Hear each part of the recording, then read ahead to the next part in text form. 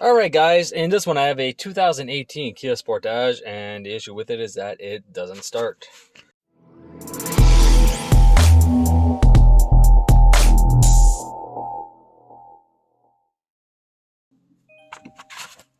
So, the first thing we're going to do is we're going to come over. We're going to push on the start button. I'm going to show you guys that it doesn't start. I am pushing down onto the brake pedal, as you guys can see down in the bottom. And the vehicle is not starting. Now, as you can tell, my immobilizer light is on.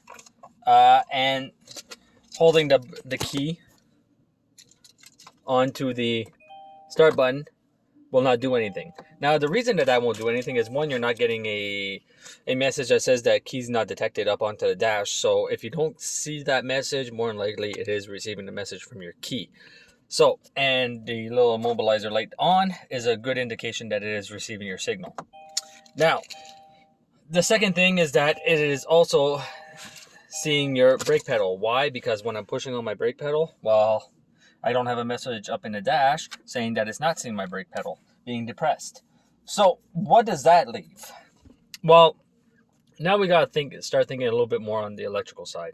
The first thing that I noticed when I got into the car and I pushed a button and it didn't start is that there is a remote starter installed onto the vehicle.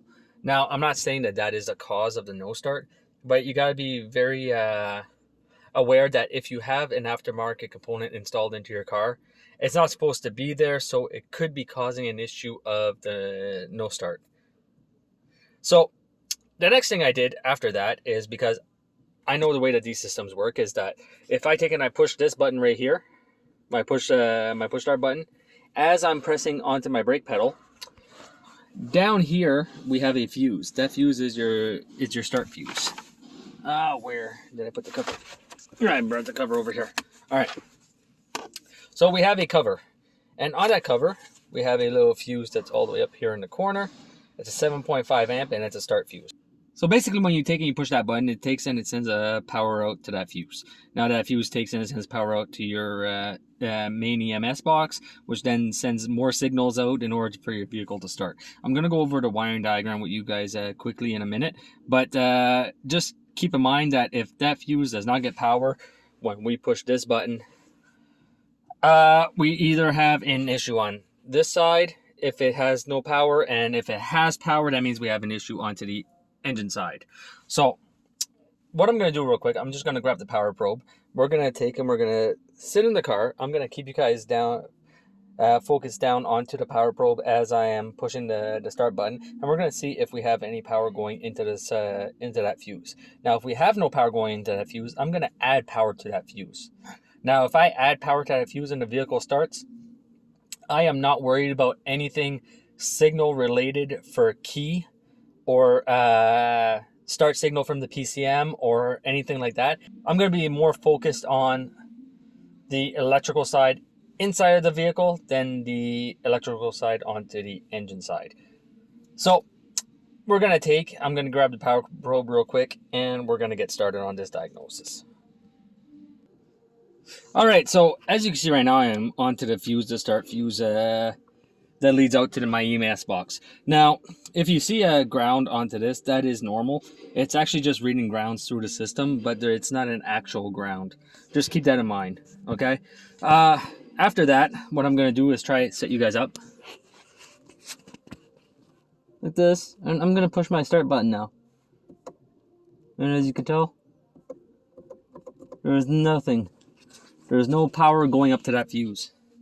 So that's a very good indication that there is an issue on the inside of the vehicle. Now what I'm going to do, I'm just going to add power to that fuse. And we're going to keep an eye onto the dash. And if you could tell, well, now we have a vehicle that is started. So I'm going to grab the wiring diagram real quick. We're going to go over that, and we're going to try to see if we can't diagnose this without taking too many things apart. Alright, so I have the wiring diagram here in front of me, and now this wiring diagram is for the WSmart key, so it's a push start system. now I'm going to do my best to go over this from the push button all the way up to the starter.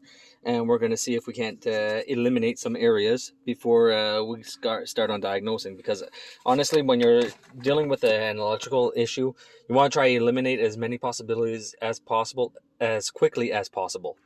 So basically, by me adding power to my start fuse, which is this guy right here, I basically eliminated all this area on this side of this wiring diagram.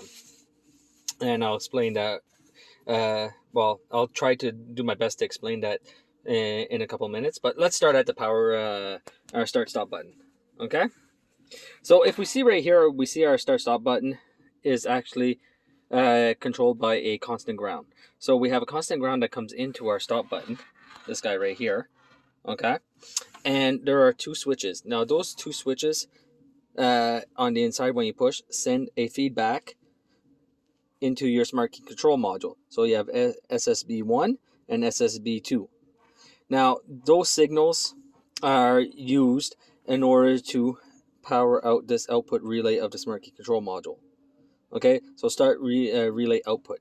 Now what that does is that's the one that actually sends power out to your 7.5 amp fuse. So what I'm thinking is that we are having an issue either with the stop lamps right here, which I'm going to get to the other wiring diagram in 1 second, or we're having an output issue right here. Okay, now don't forget there is a remote starter on this car. I haven't diagnosed it, but we're going to look at this together. So we are not having a 12 volt output to the fuse from the smart key control module. That is what is happening right now. Now don't forget the car does start when I add 12 volts to that fuse. So that means that everything on this side, starter motor, starter relay, PCM signals, it's seeing the key. So there's nothing wrong with the vehicle onto that side. But there is an issue with a 12 volt coming out of the smart key control module. So we got two signals that come in. So we got to be mindful of that. So we should be checking to make sure that we actually have our two grounds that come into the smart key control module. Because if one of these signals is missing, well, then there's not going to be a the vehicle just won't start. So that's where my starting point is going to be. And also we got to be mindful of the brake switch, because as you push onto the brake switch, it sends power down to your BCM and to your smart key control module to make sure that your foot is on the brake pedal in order to start your car. Because newer vehicles, they don't let you start your car unless you push on the brake pedal. So we got to make sure that we have power coming in, okay, and we make sure that we have power coming out of our brake switch. And if you can see right here, we need one going to the PCM, we need two going to the PCM, and then we also need one going to the BCM and one going to the smart key control module. And yeah, so that seems to be my plan of attack for right now.